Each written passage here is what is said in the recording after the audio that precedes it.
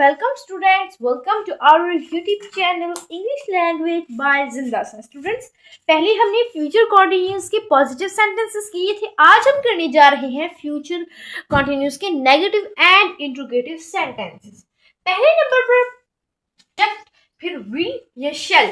Will shell के बाद positive sentences में हमने देखा था कि बी आ जाता है, लेकिन यहाँ विल शेल के बाद हेल्पिंग वर्ब के बाद नॉट आता है, उसके बाद बी आता है और नेक्स्ट मेन वर्ब की फर्स्ट फॉर्म के साथ आईएनजी एंड ऑब्जेक्ट आ जाता है. ठीक है, बिल्कुल. अच्छा, अब विल बी और शेल बी किस लिए इस्तेमाल का? विल बी किस लिए इस्तेमाल होगा? सिंगुलर नाउन और प्लूरल नाउन दोनों के लिए क्या इस्तेमाल होगा? विल बी इस्तेमाल होगा. ठीक है, और शेल बी किसके लिए इस्तेमाल होगा? आई होगा या वी सब्जेक्ट, आई या वी सब्जेक्ट होगा तो फिर हम शेल बी इस्तेमाल करेंगे. ठीक है, बिल्कुल, ये कंफर्म होगी.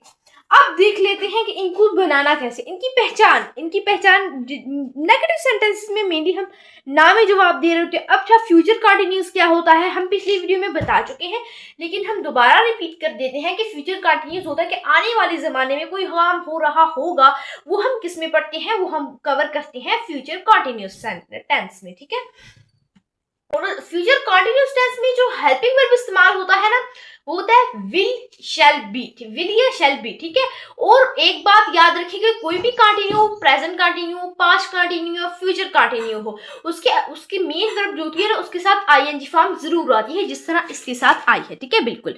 तो अब हम इन सेंटेंसेस कुछ दिए गए, इनको बनाना शुरू करते हैं. पहले नंबर पर है कल बारिश नहीं हो रही होगी. ठीक है, इसमें फर्स्ट ऑफ ऑल क्या है? सब्जेक्ट है. ठीक है, कल बारिश. अब बारिश क्या है? सब्जेक्ट यहाँ नहीं लिखा हुआ, लेकिन अंदर ही इसके लिखा हुआ है, अंदर ही इसके छुपा हुआ है.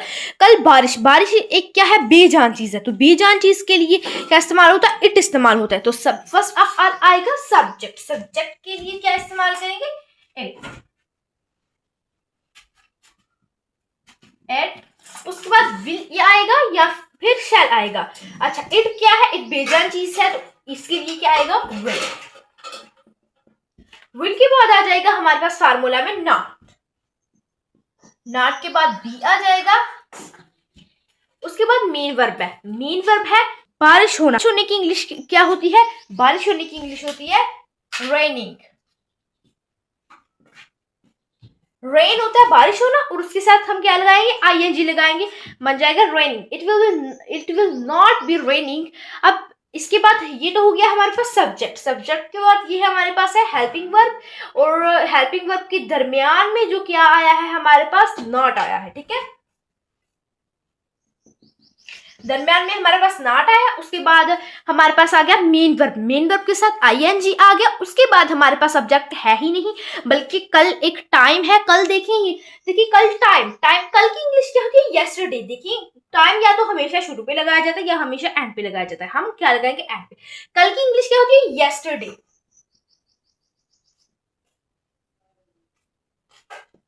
ठीक है, उसके बाद हमारा नेक्स्ट सेंटेंस है किसान फसल नहीं काट रहा होगा. फर्स्ट ऑफ ऑल क्या है? सब्जेक्ट है. सब्जेक्ट क्या है? किसान की इंग्लिश क्या होती है? The farmer.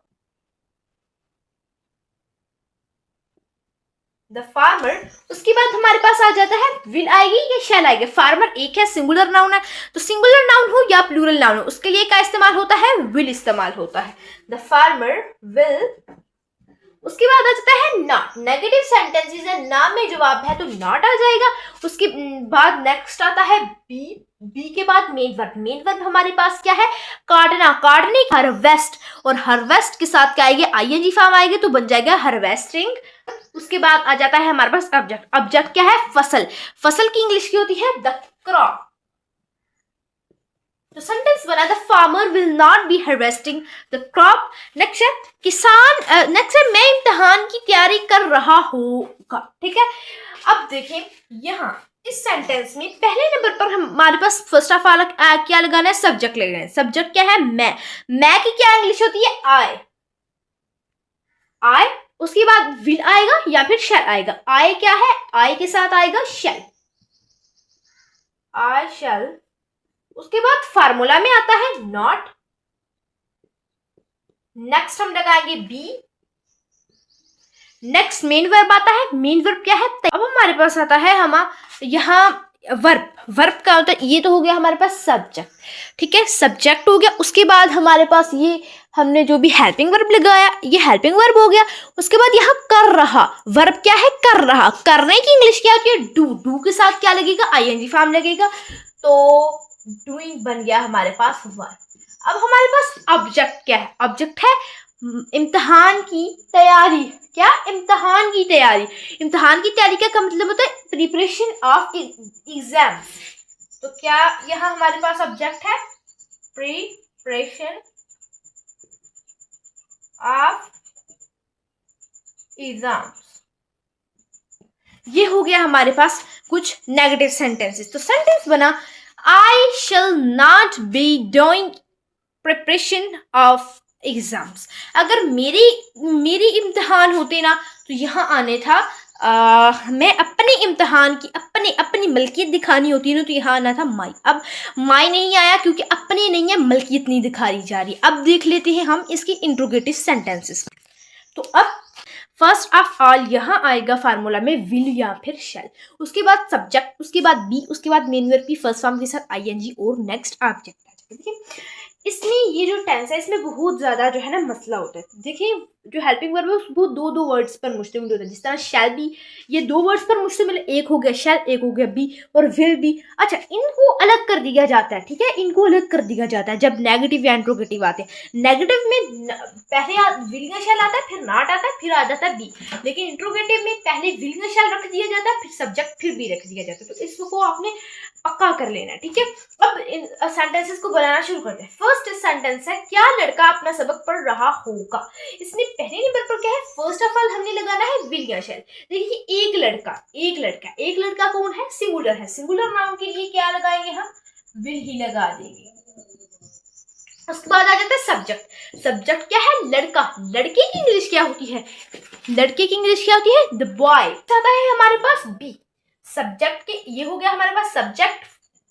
थर्डली हमारे पास आता है बी, और नेक्स्ट आता है मेन वर्ब की फर्स्ट फॉर्म के साथ आईएनजी। मेन वर्ब क्या है, पढ़ना, पढ़ने की इंग्लिश क्या होती है, रीड, पढ़ने की इंग्लिश क्या होती है, रीड। रीड के साथ क्या आएगा, आईएनजी फॉर्म आ जाएगी, तो बन जाएगा रीडिंग। और नेक्स्ट इसके बाद हमारे पास आता है ऑब्जेक्ट। ऑब्जेक्ट है अपना सबक, उसने अपनी मलकियत बताई है, वो एक लड़का है ना, तो आएगा हिज लेसन।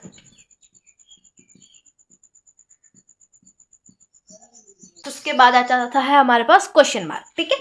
नेक्स्ट हमारे पास सेंटेंस है, सितारे कब चमक रहे होंगे। देखिए स्टूडेंट्स, जब तक हमारे पास क्या था, शुरू में क्या था, क्या है, शुरू में क्या आ रहा है, तब तक हम इसकी इंग्लिश नहीं बनाते। क्या की इंग्लिश तो व्हाट होती है, और जब कब, क्यों, कहाँ आ जाते हैं तो पर हम पहले उनकी करते हैं। ये WH वर्ड्स होते हैं जो इंट्रोगेटिव सेंटेंसेस में मोस्टली इस्तेमाल होते हैं।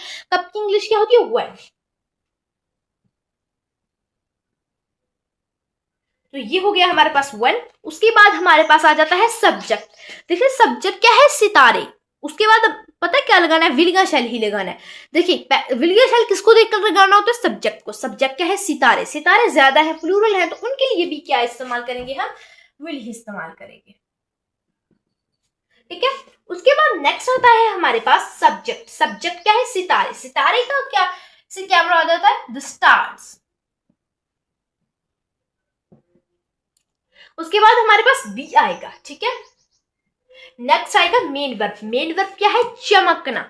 चमकने की इंग्लिश क्या होती है, शाइन। शाइन के साथ क्या आएगा, आईएनजी फॉर्म आएगी, तो बन जाएगा शाइनिंग। और आखिर में क्वेश्चन मार्क। अब आप सोच रहे होंगे कि आपने ऑब्जेक्ट लगाया ही नहीं।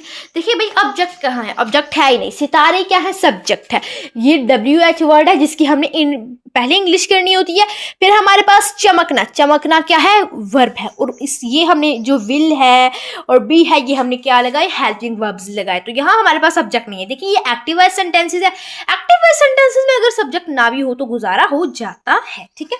नेक्स्ट सेंटेंस है, क्या मुसाफिर पहुंच रही होंगी, ठीक है। देखिए क्या मुसाफिर पहुंच रहे होंगे। पहले नंबर पर देखना है कि देखिए क्या है ना, क्या की हम इंग्लिश नहीं करते, क्यों, कब, कहाँ, इसकी इंग्लिश करते हैं, ठीक है।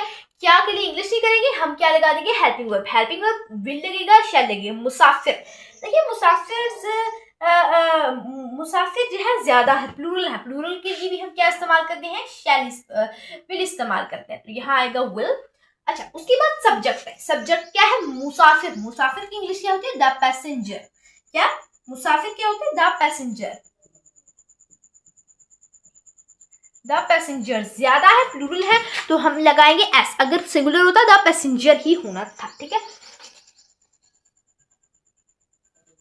नेक्स्ट हमारे पास आता है बी, सब्जेक्ट के बाद बी आएगा, उसके बाद हमारे पास आ जाएगा मेन वर्ब। मेन वर्ब हमारे पास क्या है, पहुंचना, पहुंचने की इंग्लिश क्या होती है, रीच। क्या क्या होती है, रीच। रीच के साथ हम क्या लगाएंगे, आईएनजी फॉर्म लगाएंगे तो बन जाएगा रीचिंग। उसके बाद हमारे पास आता है ऑब्जेक्ट। ऑब्जेक्ट क्या है, घर, घर की इंग्लिश क्या होती है, होम।